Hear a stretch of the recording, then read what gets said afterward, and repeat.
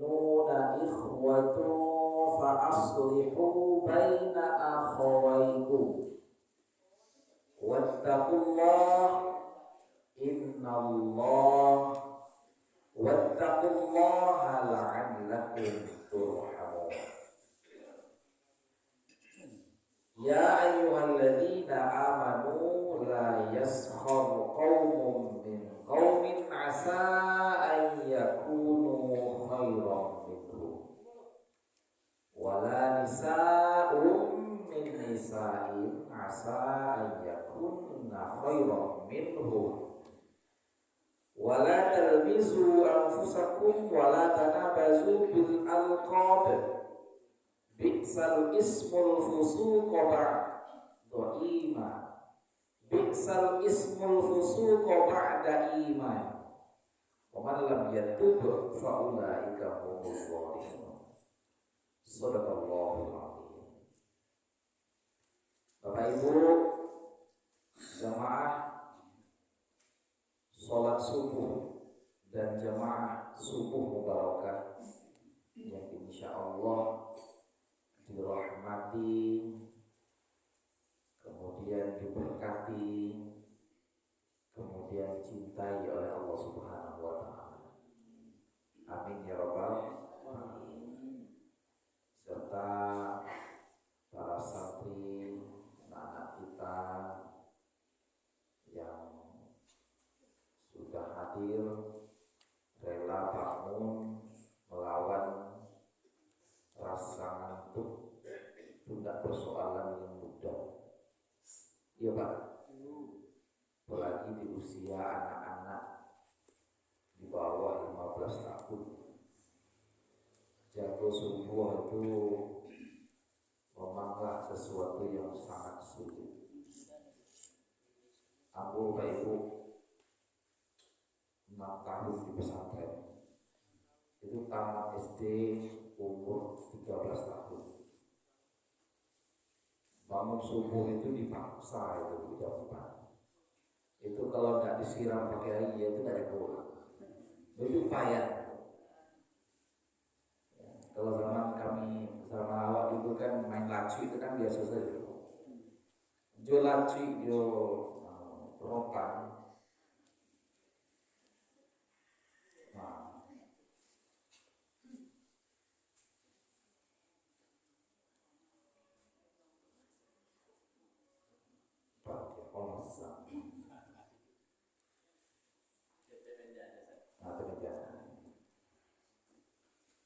Itu dilacik jorotan sekali, itu terasa tapi tidak jago, justru menjadi mimpi.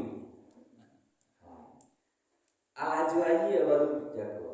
Itu Pak, itu di usia 13, 14, 15, pokoknya di bawah itu.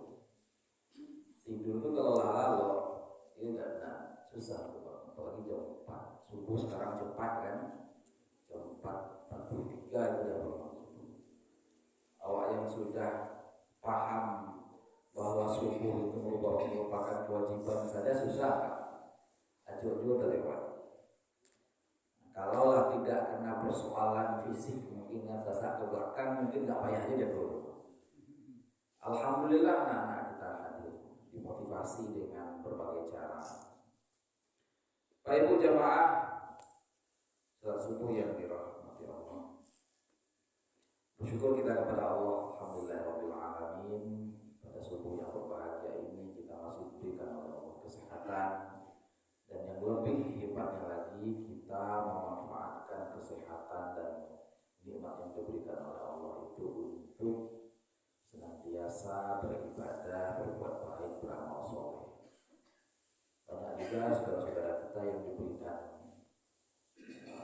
rahmat, diberikan nikmat yang lebih dari kita, tapi justru tidak digunakan untuk beramal soleh. Ini suatu kerugian. Maka kita merupakan orang-orang yang muflihun, orang-orang beruntung. Allah berikan kita kesehatan, Allah berikan kita rezeki yang cukup, dan kita manfaatkan untuk beribadah kepadanya. Salawat dan salam berada bersama Muhammad SAW. Allahumma sholli ala Muhammad wa ala ali Muhammad. Ibu jemaah subuh mubarakah yang dirahmati Allah. Karena waktu kita itu sangat terbatas, lebih dan kurang tadi 25 menit. Maka kita akan coba menyampaikan tema yang sudah kita buatkan itu, yang bertemakan menjaga ukhuwah Islamiyah.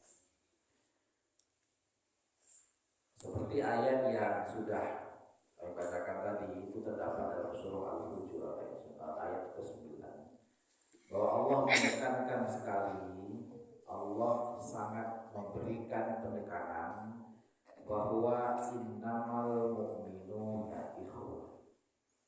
Sesungguhnya orang-orang yang beriman itu adalah bersaudara.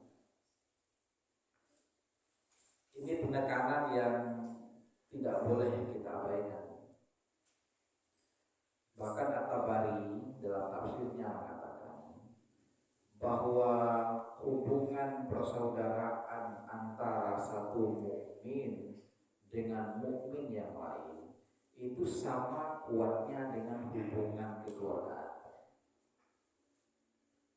Bagaimana hubungan kita dengan adik kandung kita, dengan keluarga kita, sebegitu kuat juga lah hubungan kita antara satu mukmin dengan mukmin yang lain.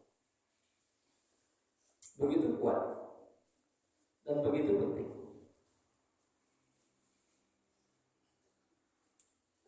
Maka dengan demikian ukhuwah imaniyah kita, ukhuwah persaudaraan yang berdasarkan keyakinan keagamaan kita ini tidak boleh goyah, tidak boleh rusak, tidak boleh putus oleh alasan apapun.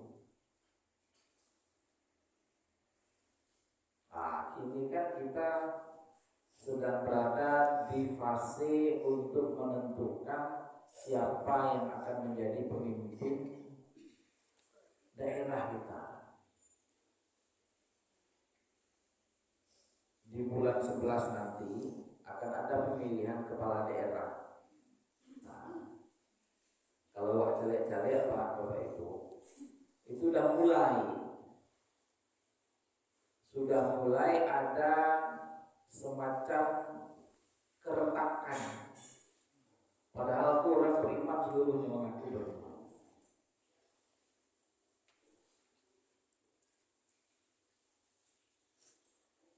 Persaudaraan antar seiman itu tidak boleh goyah, tidak boleh retak, tidak boleh putus karena alasan apapun. Termasuklah alasan perbedaan pilihan politik tadi itu.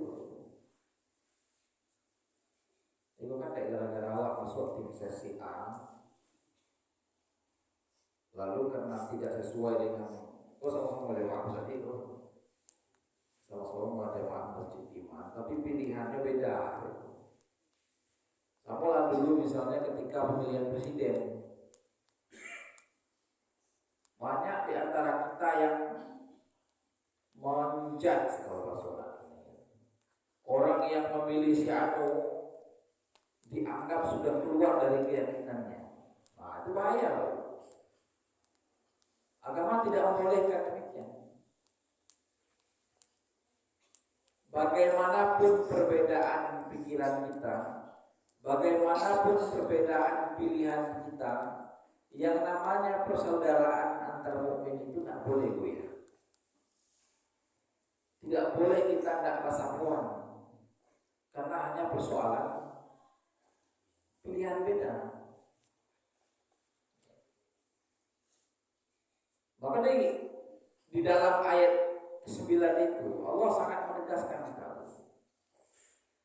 Fa aslihu baina akhawaykum, kalau diberi ayat berikutnya. Innamal mu'minuna ikhwatu fa aslihu baina akhawaykum. Sesungguhnya orang yang beriman itu adalah bersaudara. Maka kalau kita bersaudara, jagalah persaudaraan itu. Justru jangan menjadi kompor.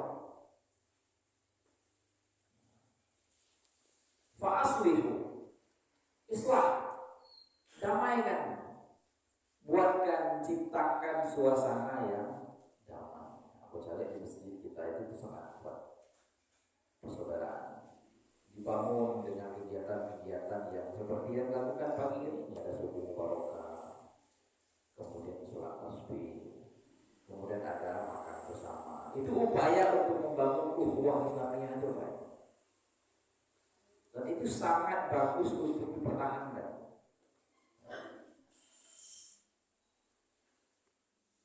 Kenapa demikian? Kenapa menjaga ukhuwah itu penting? Kata Allah di akhir ayat tersebut itu, wattaqullaha la'allakum turhamun. Tujuannya hanya satu, agar kita ini bersatu dan diberikan mendapatkan rahmat keuntungan yang banyak.